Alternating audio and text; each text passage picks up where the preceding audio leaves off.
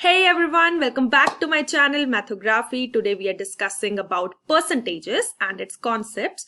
In the first video of percentage, I discussed about fractions to percentages, the conversion of it. If you haven't watched that video, please find the link in the description section and watch it. It is very useful. And now we are starting with the concepts of percentages and how to proceed with the questions and apply that concepts in it. And very importantly and interestingly, I'll be discussing about one metric at the end of all these concepts, which will be really helpful for you guys. So let's start with the first concept.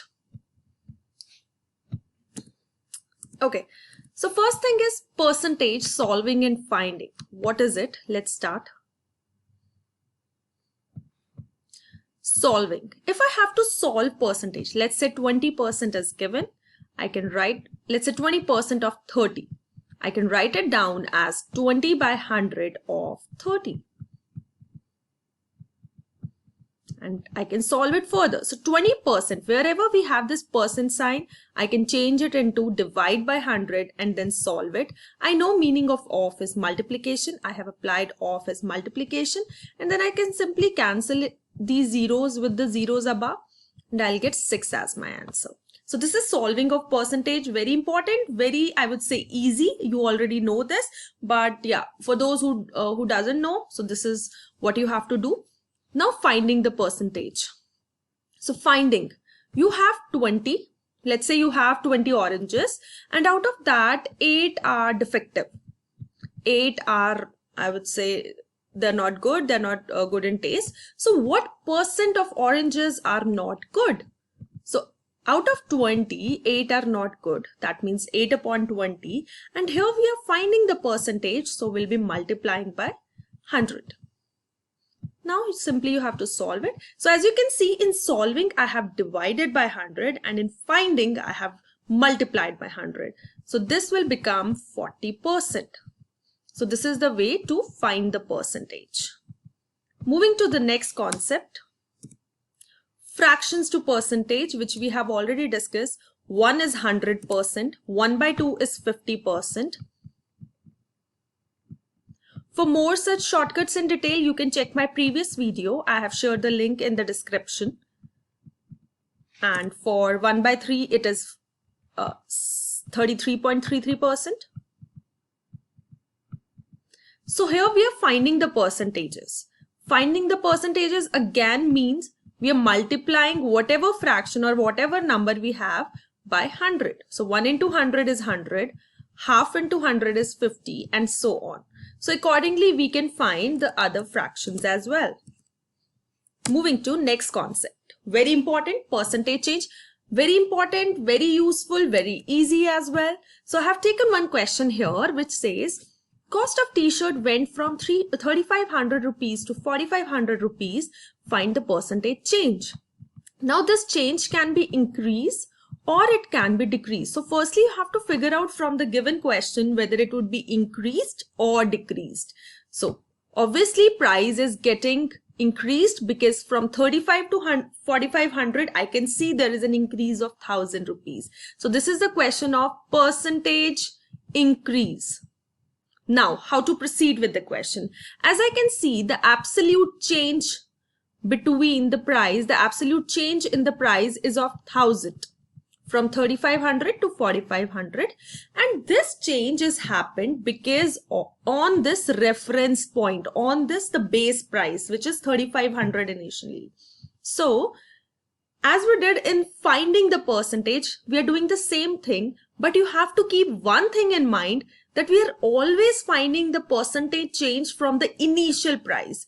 So whatever difference it has, okay, one more thing. Why I have taken absolute change? Because I can see that this is increase, right? There can be a question where the things are getting decreased, the prices are getting decreased. In that case only, also we are taking 1,000 only. We won't take minus 1,000. Minus basically represents decrease and plus represent increase. So we have to just keep that thing in mind, and we have to follow the same procedure for percent increase as well as percent decrease. Okay, so as I told you, 1,000 with the base price, which is 3,500. So 1000 upon 3500, and as we are finding the percent, so we'll be multiplying by 100. So this will be my answer, whatever you will get it here. And one more thing, so if I cancel out zeros from here, you will see it is 10 upon 35, which is nothing but 2 upon 7. So from the previous video, we discussed that 1 by 7 was 14.28. So 2 by 7 would be 28.56%, and that's my answer. So basically we are multiplying 1 by 7 into 2, and that's all. So from here I can make a formula for percentage change which says whatever is the difference between initial and final value. So these two values are initial and final. 3500 is obviously an initial value, 4500 is a final value, divided by initial into 100. So this is the formula of percentage change. Very important. Will be using this formula in the next concepts also. So this is very important. Moving to next one, that is successive percentage change. So successive percentage change says price of car was 2 lakhs, which is now increased by 10% and further decreased by 20%. Find the overall percentage change in the whole transaction. Now, I'll tell you how to do this question. For example, if you are preparing for entrance or competitive exam, then you do not have this much time. Obviously, you are not going to have calculator. You do not have this much time that firstly you will find 10% of it and then 20% decrease and then reach to the final. So you have to apply some shortcut over here. So let's learn about it. Okay, first thing, I'm using the traditional way. Just to tell you that whatever answer I'm getting in the traditional way, the same answer I'll be getting from the shortcut. So now let's start with it. So 2 lakh is increased by 10%. That means it will become 2,20,000. Right? So this is 10% increase. 2,20,000. Now we have to decrease 20%. So let's just decrease 20%, minus 20%. We have got 44,000 as 20% of 2,20,000, and if I subtract it, I'll get 1,76,000. Right? So this is our initial value. If I take the whole condition now, this is my initial value, 2 lakhs, and this is my final value, 1,76,000. So what is the difference between this? Is 24,000, which is the absolute change, upon initial value, which is 2 lakh. Now I'm using the same concept which I used in the first one, the percentage change. And now I'm multiplying it by 100 because we are finding the percentage. Finding the percentage, multiply by 100. So I have to cancel out zeros. As I can see, 2 zeros are cancelled out. 24 by 2 will give me 12%. Now, that's my answer. That's what they have asked. Find the overall percentage change in this whole transaction. But what is it? Increase or decrease? So this is, as you can see, 2 lakh and we have reached to 1,76,000. Obviously, the value is getting smaller. So it would be 12% decrease. This is our answer.